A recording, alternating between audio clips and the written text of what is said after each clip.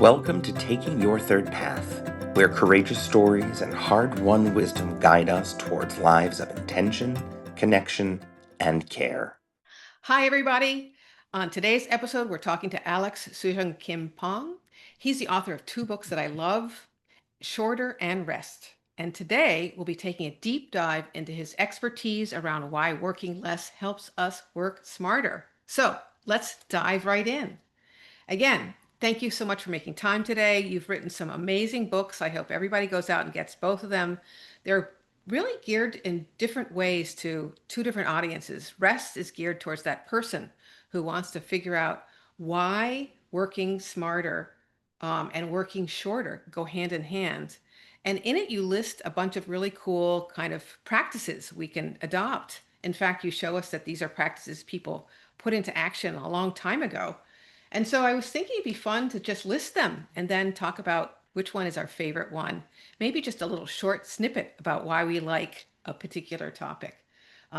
So you'll talk about working shorter hours, like working like a 4 hour chunk. You talk about morning routines. You talk about taking a walk or nap or knowing when to stop working. And you talk about sleep.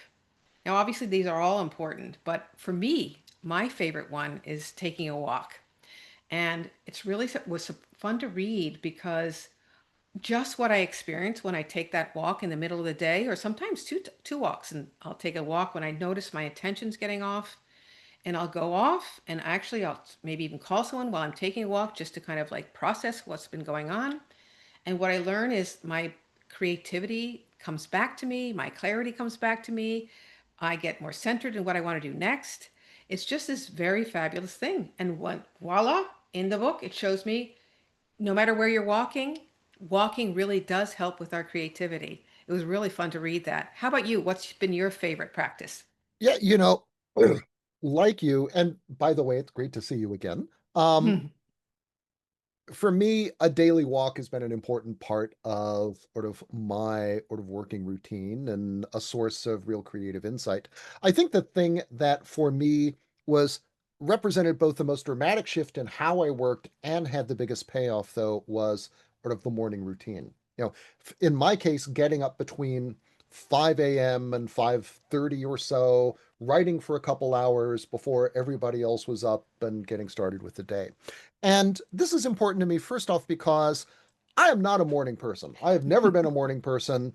And so for me personally, it represented a giant shift to make this commitment to set that alarm clock and get up before the sun was up and even before the dogs wanted to acknowledge the day.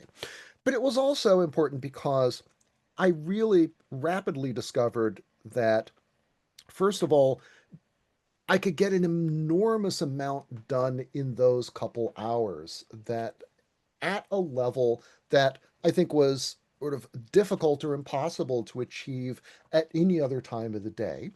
It also gave me permission to do things like go to the gym or have a nap in the afternoon or rest in a way that was guilt-free and logistically easier than if I still had things on my to-do list in the afternoon. It also forced me to be a lot more organized and I think more creative because one of the things I discovered was that a good morning starts the night before. Mm. And I will set up absolutely everything as much as I can, right? Choose the clothes I'm going to wear, program the coffee pot. I'll write down the first couple things that I'm going to work on in the morning. And this has the benefit of, I think, kind of stimulating my creative subconscious to think about these things even literally while I'm asleep, so that when I get up the next morning, I'm not starting with the kind of existential terror of the blank page, but really I'm kind of working through things that I've part of my mind has already been thinking about. Yeah. And this has proved to be, for me, a really powerful way to work, to have new ideas, and to work in a way that makes for better days, but also a more sustainable, productive way of working. So Yeah. Yeah. that's my argument for the value of, of an early morning routine. Routine. And, but all those practices you talk about, what's so cool is in your second book, you basically say, hey, guess what? When organizations get smart about this as a whole collective, they can actually put your ideas into practice of creating that shorter work week. In fact, your book is all about organizations and shorter who went to a 4-day work week and paid the same amount of money to their employees. And Mhm. so they had to figure out how to, get things done smarter. And that's what we've learned is that you can really get smarter if you are more intentional about how you use your time and you put some of these practices in place. There's a lot we could say about that whole book. It's a wonderful book, Shorters. Really one of the ones that I keep on returning to. I loved chapter 4 in particular, where you talk about this kind of idea of prototyping and thinking about the workday and technology and even about sociability, because it turns out having smart ways to stay connected at work helps us improve how we get our work done too. But they do it in a way where, again, they're being smart about how to use the workday. So, what are some of the things that you learned working with these organizations who moved to this shorter approach that really have made a difference? What are some quick things you've learned about those organizations? Sure. The first thing is, um, the average knowledge worker loses about 2 hours of productive time every day to overly long meetings, to badly designed or implemented technologies, and to distractions and interruptions. So, in other words, the 4-day week is actually already here for most of us. We're just taking an extra day of the week and sitting in meetings, trying to fix the toner cartridge, and getting distracted by that one quick question that turns into a 20-minute side conversation. So if you can just deal with those three things, make meetings shorter and more pointed, make them smaller, make them more actionable. If you can get people and teams thinking about how they use technology so that they can do it in ways that help them be sort of more focused and mindful rather than perpetually distracted. And then if you can redesign the workday itself to create periods of particularly of deep focused work for everybody, separate from time for internal collaboration, time for kind of administrative stuff, and time for clients, you get a big increase in productivity. You get also a big increase in sort of generally people's happiness levels as well, and their sort of sense of satisfaction with their work. You know, I think that the other thing that all of this teaches us is that first of all, you've got to do this collectively, because doing something like redesigning meetings is not something that one person can do just for themselves, right? Yeah. If you bring better practices to sort of a meeting, but you're the only person, the meeting isn't going to get shorter and better. So everybody's got to participate in order for it to work well. It's also the case that we're all fighting back against these social norms or sort of habits in the workplace around sort of the virtue of long hours and ideas about who ideal workers are and what they look like and how they work. And pushing back against that with other people is a lot easier than doing it yourself. It's also the case that everybody has challenges around work-life balance and focus in the workplace, etc. And so dealing with these together rather than having each of us trying to come up with our own individual solutions is a way to get to sort of better, more sustainable, and more permanent solutions that work for everybody. And then Yeah. finally, there's an important equity issue here. I think that no organization that I've worked with treats the 4-day week like that parking space close to the door that you give to the employee of the month, right? It's not a reward for one person's high performance. Rather, the 4-day week is something that everybody creates together. Yeah. And that is essential both for making it more sustainable, sort of across the entire organization, and sort of implementing it in a way that improves rather than kind of tears at the social fabric or reinforces existing inequalities. So Yeah. there's no place that does it only for top executives, for example, or this quarter's sort of leading salesperson. You've got to do it together if you are really going to sort of do it seriously and do it permanently. Yeah, yeah. And for those of you who are listening in today, I mean, it feels for some of you, it might feel like, wow, that's impossible to imagine that 4-day work week place. But it's happening, by the way, and it's happening. And what was fun to talk to Alex was about was how now some of those leaders have gone on to other organizations and shaped those workplaces to be different. So it's happening. Mhm. Don't get me wrong. But if you're trying to look at what the bridge is between these two things, that's something that Third Path has also learned about. We've seen that when a professional practices these ideas personally, they then become a more empathetic and flexible team leader who can get the whole team to be thinking about these things. Mhm. Even if the rest of the organization isn't doing it, that team can start doing these ideas. And we're also seeing them then become leaders of organizations who want to put these ideas into practice. In fact, Alex told me a long time ago something that stuck with me. Some of those exhausted leaders are the ones who've actually initiated the idea of a 4-day work week. So, what are you seeing between this connection between this personal change and, leaders kind of being the one leading the charge around this change? I see a couple things. The first is that no organization does this without buy-in from top leadership. And very often they're the ones, they're often, company founders or part of the original sort of team that built up the company. None of them, you know, uh, not they tend to do it because they want a 4-day week themselves, right? They're at a point in their lives when this is something that makes sense, or they feel that they've had a health scare or maybe sort of a brush with burnout, and they realize that they need to make a change. And implementing it across the company, it gives them permission and keeps them accountable. They recognize that nobody is going to take this seriously unless they do it. And Yeah. so committing the organization means that they really have no choice but to sort of model it themselves. The second thing is that when you move to a 4-day week, you have to change the way that you lead. And Mm, the simplest way to put it is that you shift from a kind of classic managerial or transactional mindset to a transformational one. No leader knows everybody's job well enough to tell them how to do it 20% more productively or efficiently.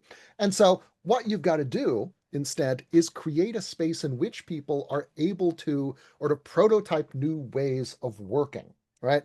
Trying a bunch of new things, testing them out, doing experiments, seeing what doesn't work, and then learning from that and from other people's experiments so that you can all get better. And this is a style that not everybody is comfortable with at first, but which I think but which all leaders discover is both sort of powerful because it allows organizations to learn faster because everybody is participating and trying new things and sort of learning from one another. And it's also a way of sort of creating a space in which people are more engaged with their work, they're more hmm thoughtful about it, they're willing to try sort of new things, and they're generally sort of, and it makes for sort of a happier, more resilient, and sort of more sustainable workplace. Yeah. So that's what I Yeah. see. And we're seeing it too. In fact, Alex, this has been an amazing conversation. Thank you so much for all these ideas. And if you want to figure out how to start putting these ideas into practice right now, stay tuned for how we're going to apply it to our everyday lives. Karin, I'm so glad to have you with me today, and I'm really looking forward to this conversation where we can talk more about how we use individual and personal boundary setting to create better work-life integration. We are trying so hard to help people take their own third path, and that boundary setting is a big part of that. So I would just like to have an opportunity to introduce you because I think you're so awesome and fantastic. Karin is an ICF certified leadership coach. Karin's a longtime member of our Third Path community and a family business leader, which maybe you can tell us a little bit about what that means specifically. Um, You are a mom, you are a wife. I'm sure there are plenty of other hats you have that I couldn't even begin to mention, but I want to thank you so much for joining me today for this conversation. Oh, thank you for having me. It's a great topic.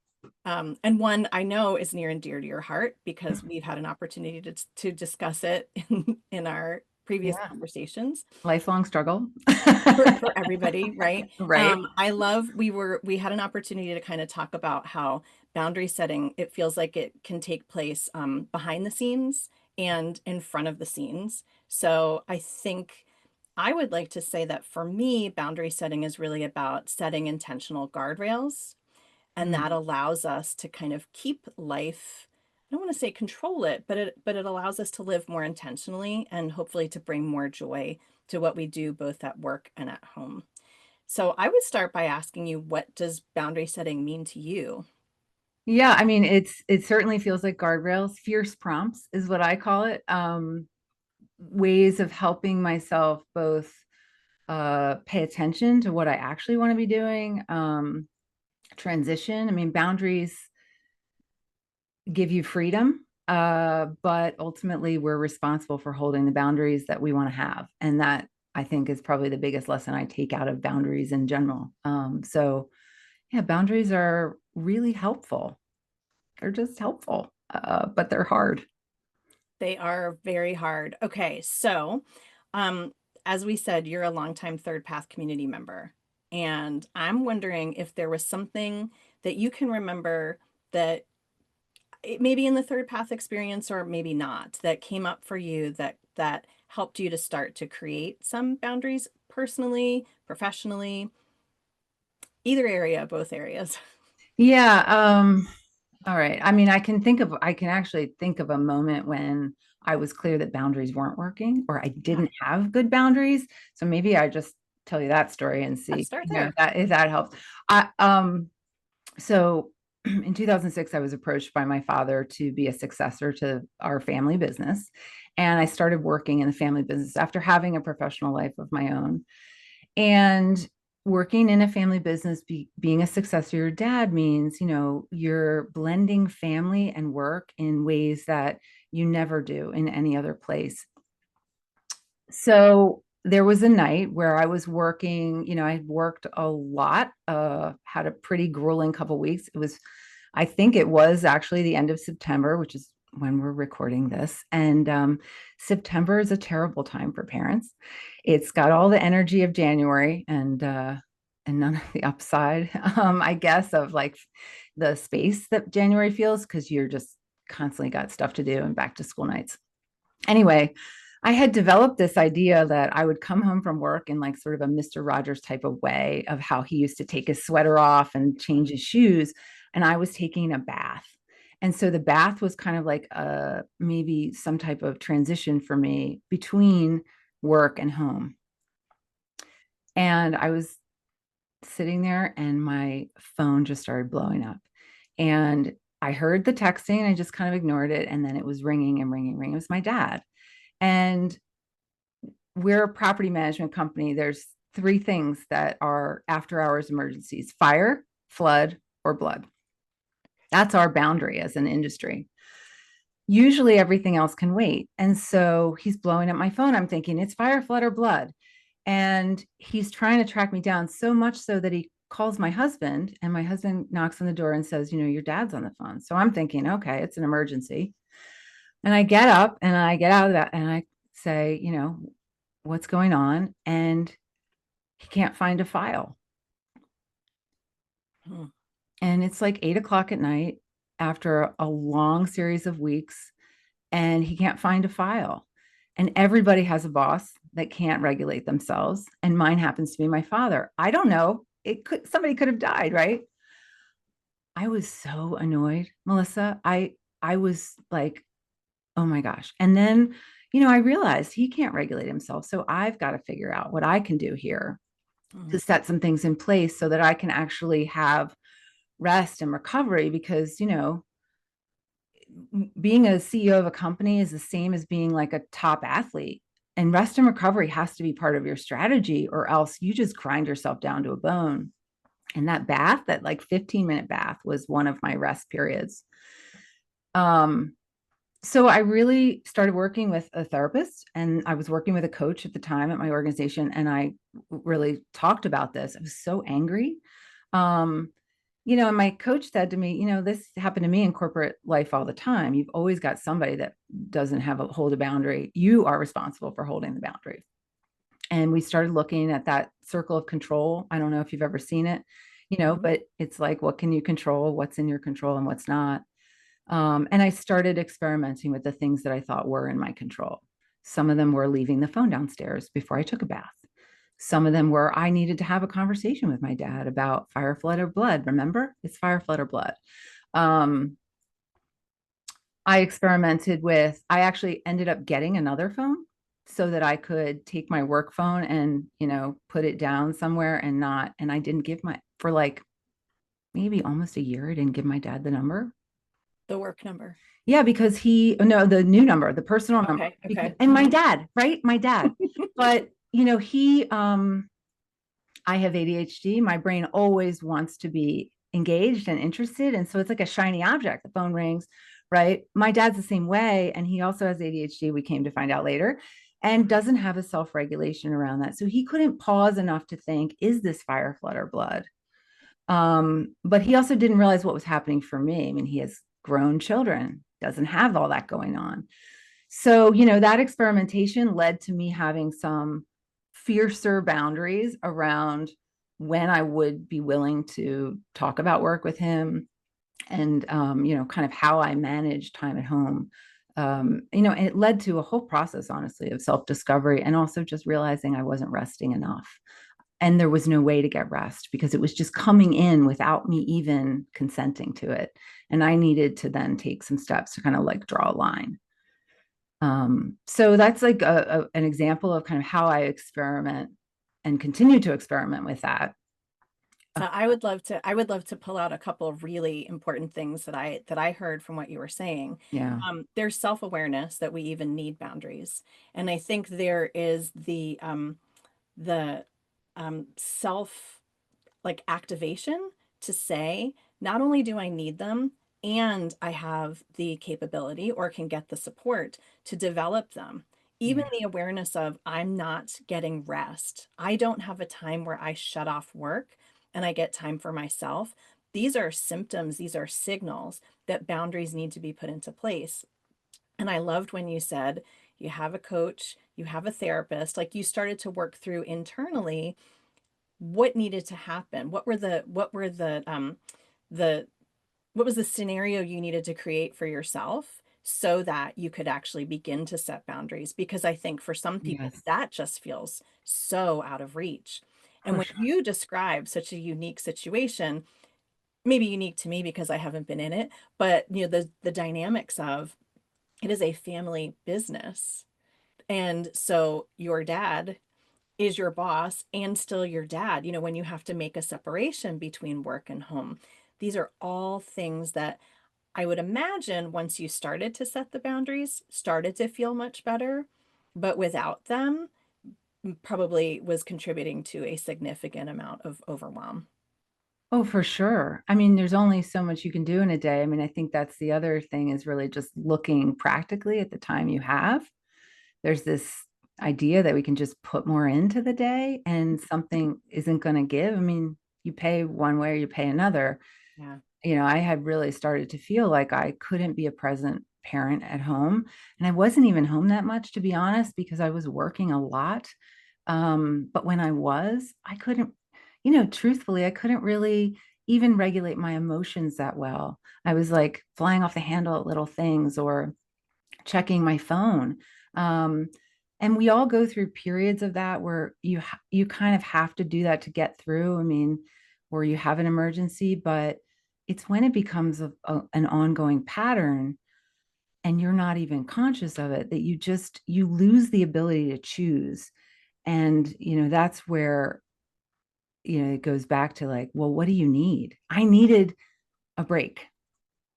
I knew I needed a break. I knew I needed transition time between the two roles that I played that were both CEO roles, CEO of a household and family and CEO of a company. My ideal was like I was going to work 8 to 6 and it would shut off at night. But that wasn't really my reality. And it wasn't always possible to have that reality. But I decided I was going to try to move 1% closer to that. And that whatever I could do to move 1% closer to that, it actually had a ripple effect in, in many other ways. That process, that self-leadership, that self-awareness led to how do I think about others in our company and what are they facing and how is this affecting them? So I love it. That's the perfect segue to what I was hoping you would also talk about is so we're talking a little bit about I feel like what we've talked about up to this point is a lot of individual boundary setting. And I love that your story really does incorporate individual at home and individual at work. Then there's this concept of collective boundary setting. And I think as a leader, you have a unique opportunity to move forward and lead this um, path, lead the journey to be able to create boundaries together. yeah. So I'd love to hear about how you actually were able to make that happen in the workplace. Yeah, well, I mean, it took my own experimentation first. It starts with you, right? So I knew what I needed. I needed some clear boundaries really after work. That was really how it started. I mean, it ended up being more, but I needed these clear after this bathtub moment where, I'm forced into doing work in a towel where I'm looking for, it's not an urgent or important task, even really. It's just somebody else can't regulate their time well, or take a minute to think, well, this person might be doing something else. So it really started with wanting to hold that line. We started having conversations at work. We were relocating our office, and we had this opportunity to have a staff retreat where we were coming together to talk about new norms of working in this new space and what did we want it to feel like and be like, and what were some opportunities that it presented by sort of turning the page and having a fresh start. And we had a relatively fresh team at that point. So it was just a perfect moment for us to really discuss things. And I said to them, I'm really struggling with this. I need support. I need support from you guys, because it wasn't just that my dad didn't have the boundary. That had been the culture at the company because he had started the company, right? So I needed to have something different as a leader, and I needed to be transparent about that. So I really started by asking for support and help, and it led to us having a conversation about what kind of norms we could put in place, because we knew that would help everybody. And would there be safety and permission to not answer an email at night? I mean, that was a big worry for a lot of people. So we ended up creating this experiment. Could we turn off email at night? And if we couldn't turn off email at night, could we agree that we would use the scheduling function to have it scheduled to go out at 8 a.m. the next day? And Melissa, you've gotten emails from me at 8 a.m. the next day. Mm-hmm. I might have sent them at 2 a.m. I might have sent them at 6 p.m. You don't know, but they show up in your inbox when you're expecting to go to work. And so I needed that as a fierce boundary for myself, because my brain is consistently inconsistent with holding a line. So I was asking for my staff to do that, and we sort of worked it out. It took a long time for everybody to get on board. And it took me actually going in and saying to people, I noticed you sent this at 7 p.m. at night. I just want to remind you of what we're doing here, which is you're going to use that scheduling feature. If you're not sure, I'm happy to show you how. And then really bringing my dad along, because he was still an entrepreneur will do whatever an entrepreneur wants. But, it was affecting the team, and they weren't sure, could they ignore his? So then it took, a courageous conversation on my part, and courage on the part of some of our team members to really just withhold answering until 8 a.m.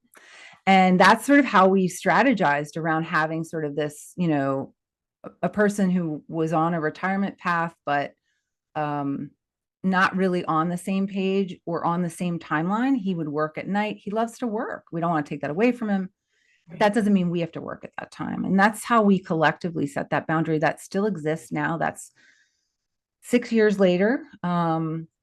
in 2020, we had to reiterate that that was a boundary. And we've done other things, where we've tried to protect time at work with a study hall type of a vibe, or, having, no meetings on certain weeks or certain days, so that people have a sense that a relief is coming. I don't have to keep pulling things in. I can respond and process what is here.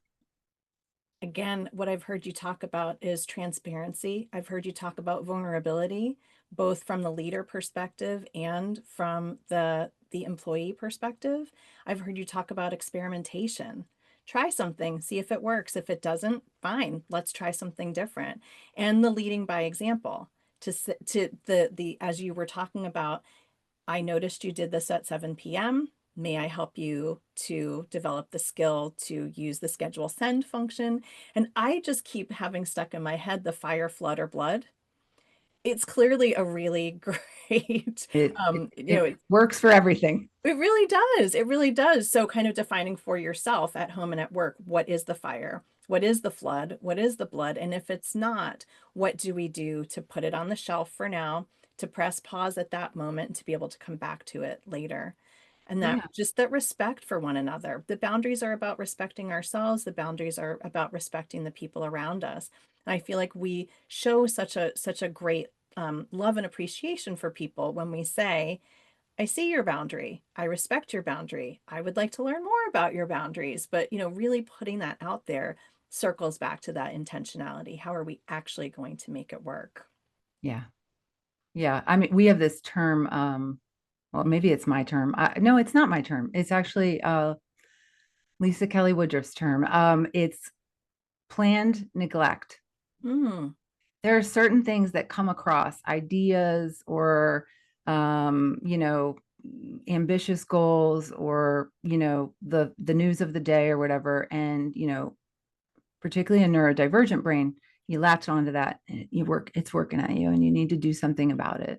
And I've learned to really think about fire, flood, or blood as a way of prioritizing. But of course, there's also a strategy about, I'm going to plan to neglect that right now, mhm.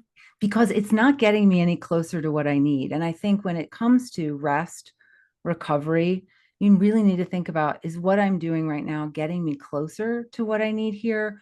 Or is it actually taking me further out? Social media for me currently is taking me way further away from it. And my brain is attached to it. So, like Melissa, I bought myself a brick. I have a box, I lock it in, because I can't control it. So, those are other ways that you can externalize a boundary. But this idea of planned neglect, I will write an idea on a card and I will drop it in a box that I have, and I will plan to neglect it. And then I have a calendar item every 3 months that pops up that says, check the plan neglect box, because then I can see, was that really important to do? If it was, I probably did it anyway, but I think that's another way that, like, we can set boundaries for ourselves, is just by really checking in with ourselves about, how important is this really? And also, what do I do with this? That intentional choice is so critical. Yeah, that I love that. I love that. Of course, I think you and I could probably talk for hours and days about this. It's a passion area for both of us. I would like to wrap up by having you share with us. You are an executive leadership coach, so you have an opportunity to be guiding others through this. Do you have either a tip or a first step that you use with your clients to help them get started in either individual or collective boundary setting? Do I have a tip or a starting place? I mean, as a coach, part of what I'm asking is, what are you doing now and what's not working about that? And really trying to explore that and figuring out, like, what the ideal is. If we don't know what the ideal is, it's really hard to work towards it. So it does start with self-awareness. Um, it might be around, how are you using your time, as this great tool, that, mapping out your time in a tactical way, just so you can see it. But it really is about, what are you doing now? What do you actually need? What's the ideal? And if they know all that, which usually they do, where is the struggle coming from? On why can't you, like, what's happening that is getting in your way of holding a line around this? And sometimes it's, I work in a big organization and that culture does not accept that. Somebody that works at a big consulting firm, I mean, you're kind of signing up for no work-life balance, right? But of course, everybody still wants it. So what is in there that's in your control? Well, can you find a way to have a Mr. Rogers moment where you take your shoes off and put on sneakers to help your brain make that transition? What are the barriers? And then what are the other things you can put in place around that to support you in like really helping shift either your focus or whatever? So, just how do we work with that barrier and figure out what's the strategy is going to work for that person. They have to come to it their own way, of course, but just figuring out what's in the way is really important. I think having somebody there to guide us through those steps and those questions and giving us the space to reflect together, it's so valuable. It's such a good reminder that you don't have to go any of this alone. So you recognize there's a problem. Boundaries are my problem. You don't have to be in it by yourself. And I think it's the value of if you have the means to hire a coach, it's a great place to work on that. Even being part of the Third Path community is a great place to be able to see that there are other people who are sitting in the same muck that you are, and to be inspired by people like you who, again, both wear the hat of leadership coach and been there, done that. And you've had the opportunity to be in this community where other people are trying to also set boundaries. Other people are trying to do a better job of integrating work and life so that they can bring the best part of themselves to both of those different hats that they wear. Yeah, I mean, just a couple things to say about that. I mean, one of the things we often do in coaching is field work, and designing an experiment is a technique when you're, say your topic is time management. I'm not managing my time well. Well, part of it is, well, what's happening that says, why are you saying that?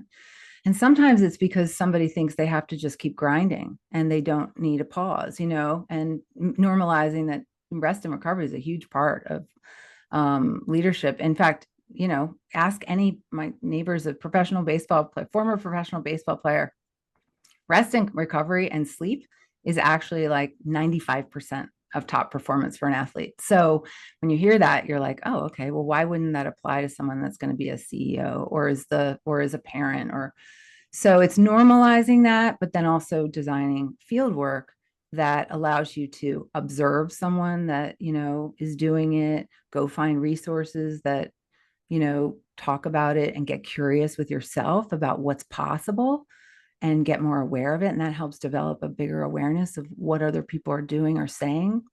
Because the minute you start expanding your curiosity about what it is, that topic that you're really struggling with, you start to feed your brain possibility, and possibility leads to choice. Awareness leads to choice, and choice, when you have choice and you can see what your choices are, you can transform the situation always, somehow, maybe not 100%, but 1% is even better than no percent, so. Love that. That is a perfect inspirational message for us to put a pin in this part of the conversation. I thank you so much for giving me the time today and for sharing your story with this community. Pleasure to be here. Thanks for having me. Thanks. I hope you'll stay tuned to hear what's up next when Jessica and I recap the best learnings of this podcast today. Jessica, we both had really great opportunities to talk with some incredible people about collective boundary setting. And what comes up for me always is you have 25 years that you have put into thought leadership around taking your third path and developed so many resources. And I'm wondering, is there something specific that stands out to you around collective boundary setting and all of that great thought leadership and resource that you would want to share with anybody listening today? Oh, absolutely. And actually, I think this is one of the most important skills people can learn around work-life integration. And it's not something that they learn once. Life and work are going to present many opportunities for them to keep on relearning this skill. Um, but at the root of it is it's a mindset change. It's really understanding that you're not saying, I want to do less because I want to be a slacker. It's saying, I have only so many hours in a day, and how can I use my how can I use my time at work the most effectively possible way? And that everybody benefits from you when you do it in a smarter way. We talk a lot about a triple win at Third Path. And it's the idea that, you need to look for an answer that is good for how you're going to do your work. It's good for your needs, and it's good for the people that you work with, so your colleagues and your clients. And that is just something we keep on going back to over and over again. And what I really heard in Karen's story is how it's also going to be these moments and times when it just feels absolutely impossible. And that's part of collective boundary setting, or setting limits at work, or setting limits at home. There's going to be these times when, if you think of our kind of capacity to handle work-life integration as a glass of water, there's going to be this time when the glass of water is spilling over, and you just need to really stop and say, okay, what needs to change? And I think the last things I take away from listening in to this amazing conversation we had was some words you shared. You talked about the importance of transparency and vulnerability, experimentation, leading by example. Those are just incredibly powerful words of what Karin has done, but also what I've done and what you've done. I mean, let's get real here. You too have been wrestling with these issues for, I don't know, 7 years. What are some of the things that you've learned around this too? I would say, actually, now that I think about it, my son's about to turn 12. So I guess I've really been wrestling with some kind of work and life balance for 12 years. What I learned was, it's so funny. I was the primary caregiver for many years until I decided I wanted to do something out of the house again. And I sometimes downplay the importance of that role and needing to take that hat off, take my caregiver hat off. And I think about that time where I needed to be transparent with my husband and say, this is the way we do this is not working for me. And I needed to have that vulnerability, even though I was really priding myself on what an amazing caregiver I was. Great. And this doesn't feel right for me right now. And we need to do something different. And then taking on this concept of experimentation. So what could it look like? What if we tried to change something? And so I don't guess, I mean, we set the boundaries collectively. We did shift some things around at home. And when I think about it, that did also help us have a triple win. It helped me show up better in my parenting and caregiving role. It helped me show up better as a spouse. And I got more time for myself. That all of that was like, it was like the whole picture. And it really does. And when I look back on it, I mean, I feel like a genius and I wasn't, but the truth is all of that came to me because of some things I was learning about with Third Path resources, that when you realize things are not the way you want them to be, you can go ahead and you can start to dissect what could that look like instead. So, I mean, I've learned so much from 25 years of your wonderful, again, I'm going to keep landing on that, the resources and the learnings that we have, that we can stand on, what do you say? Stand on the shoulders of Those who came before us, yes, Yeah. exactly. Yeah. No, what I really hear from your story too is that this integrated approach, it's not just thinking about the work side, it's thinking about the work side and the life side. And both can be something that you shift around. And I'm guessing you're experiencing something that I experienced because I got smarter about both what I wanted at work and home, and my partner was collaborating with that. Here we are many years into this experience, and my Jeffrey would tell me he's living a better life because of this. And what role modeling we've been doing for our children around these issues. So the workplace can win, our lives can win, our partners can win, our children can win from us getting smarter about what's the right combination of work and life, where we're not constantly having one spill over the top of the glass. Any last thoughts before we wrap up our thinking from today? Just a reminder, this is an iterative process. Just because we come up with a solution for today does not mean it's going to work again next week, next month, next year. And having the experience of setting boundaries and having difficult conversations and all of the things that we've learned, and reminding ourselves, look, I've been successful in the past. We have a problem, we can solve it. We can go into it and figure it out and come up with a new solution that works for today. Yeah. And, as you're listening in, please know there's going to be times when it's hard. That's just what we're talking about today. That could be a month. Sometimes it's longer. I've certainly experienced longer times of hardness myself, but it doesn't mean it's impossible. It's something you can really strive for. So until next time, keep taking your third path.